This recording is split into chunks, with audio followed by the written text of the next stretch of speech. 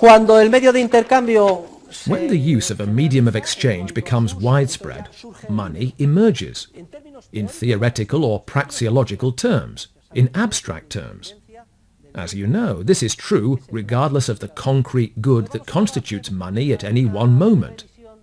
So, now we are going to briefly review a series of very important characteristics which belong to money, and which I want to make quite clear to you. The first is that commonly accepted media of exchange, that is, monetary units, are economic goods, and therefore scarce by definition. In other words, if a type of money were superabundant and no longer scarce, it would not continue to be money. Money must be scarce if it is to fulfill its function as a medium of exchange and have value. There is no greater error than to think all economic problems would be solved if the quantity of money increased. That is a monumental error. Money must be scarce. Furthermore, any amount of money can perform its function optimally as a medium of exchange. As long as money is scarce, its quantity is irrelevant. Let no one say the gold contained in 3 Olympic swimming pools is very little money for the billions of us who live in the world. The quantity is irrelevant. In fact, the less money there is, the greater the store of value it provides, and the better it fulfills its function. As long as it is scarce, any amount of money performs its function optimally as a medium of exchange. What is important is not the quantity of money, but the occurrence in the process of increases or decreases in the money supply. This, as we will see, does cause severe distortions. Do not think that money as a medium of exchange should be more plentiful, and that if it were more plentiful, we would be wealthier. If the quantity of paper currency, of fiduciary monetary units, I am offering this example, and I am setting gold aside for now, because apart from the demand for it as a medium of exchange, there is also industrial demand for it. Gold is used in jewelry, industrial processes, etc. We will set this aside. As a medium of exchange exclusively, the volume of money is irrelevant as long as money is scarce. Even doubling the volume would not make us richer, nor would reducing it by half make us poorer. If tonight the paper money balances of all of us were doubled, do you think that tomorrow we would have more vehicles, more buildings, more food, more suits? No? If we set aside for the moment the industrial demand for a medium of exchange, or the demand for it as a consumer good, an increase in the volume of a medium of exchange does not enrich anyone. That is why I have left gold aside now, and have referred to paper money. However, the important thing, the first characteristic, is as follows. A medium of exchange is an economic good which must be scarce. Any volume of money performs its function optimally, and with respect to a medium of exchange stricto sensu, we are not made wealthier by an increase in the quantity of money.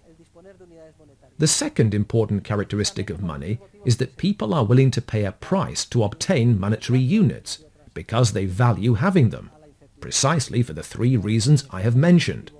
To have a medium of exchange, the transaction motive, or to face the uncertainty of the future, which Keynesians call the speculative motive. The only peculiarity is as follows. Just as the prices of all goods and services exchanged in a modern economy are expressed in monetary units, the price of a monetary unit is expressed as so many of each of the goods and services exchanged for it. As we know, in 2-sided competition, the price is determined by the subjective valuations of the marginal pairs, and if they determine that a horse is exchanged for 220 monetary units, what I am saying is that each exchange can be viewed from 2 perspectives. From that of the buyer or seller of the horse or good in exchange for monetary units, or from that of the buyer or seller of monetary units in exchange for whatever good is handed over. As an exercise, starting today and for the next few days, I would like you to take the viewpoint of someone who is buying or selling money. Whenever shopkeepers sell you goods, you can interpret that what they are actually doing is not selling you goods, but purchasing money. They are demanding money. And in that process, a market price is set, and we are used to understanding it as so many monetary units for a transportation pass, for instance. But we can also define it the other way around. How much does a loaf of bread cost? We said 50 cents, right? Well, if we are bakers, €1 costs us 2 loaves of bread. We have to hand over 2 loaves of bread to buy €1. €1 costs the milkman 1 litre of milk. A €3 million yacht? Well, a euro would cost 1 divided by the 3 million the yacht is worth. So maybe a little faucet or something. You see that the price of a monetary unit is set for each and every one of the goods and services exchanged in the market. We will call the price of money the purchasing power of money, understood as the number of units of a good or service which must be handed over for each monetary unit. The third characteristic of money I wanted to mention is that money is always owned by someone. In other words, it is always hoarded by someone. Money fulfills its function only if we hoard it. So, analytically speaking, we cannot possibly distinguish between circulating money and idle money, or between circulating money and hoarded money.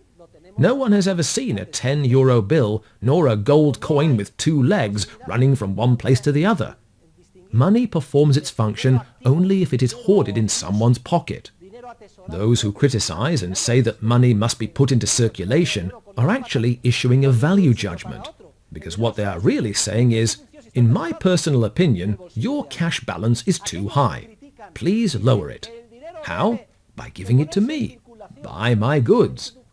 Those who find fault with the supposedly high cash balances we human beings maintain are speaking out of self-interest. We maintain them because our subjective valuations indicate to us that, to cope with uncertainty or the problem of the double coincidence of wants, we need certain balances. From a scientific standpoint, there is no way to justify the claim that cash balances are too high or too low, if we keep in mind that those balances are always entirely hoarded. Now, we could consider a society such as one made up of those of us here in class today, and we could offer this example. Let us all empty our pockets. According to our subjective valuations, each of us has decided to carry some cash with us at the moment. So, what I would like to point out now is the following. Take a look at the money you have. We must not confuse a demand for money with a demand for wealth. When people say they would be willing to have any amount of money, they are simply lying. What they mean is they have an enormous demand for wealth. Today, the national lottery was held. Someone won. Imagine someone had 10 tenth share tickets and won €30 million. Do you think that person will collect the €30 million in bills and take them home like Uncle Scrooge to a room in the house? No. When we say we want a lot of money, it is not that we want sky-high cash balances. We want a lot of money so that we can spend it. Buy a better house, a Rolls-Royce, a yacht, whatever. In fact, the wealthier people are, the lower their cash balances usually are. They used to say Rockefeller never carried more than a few cents. When moralists made the accusation, "You are always after money," they are speaking roughly, and they are wrong. They are attributing all the evils of society to money. I repeat, money is the quintessential social institution, and society could not exist without money. What moralists really mean to criticize is our disordered desire for wealth over other values, but not our desire for money. Of course, there may be pathological cases, like Uncle Scrooge from Walt Disney cartoons, who only liked having piles of gold coins and counting them again and again.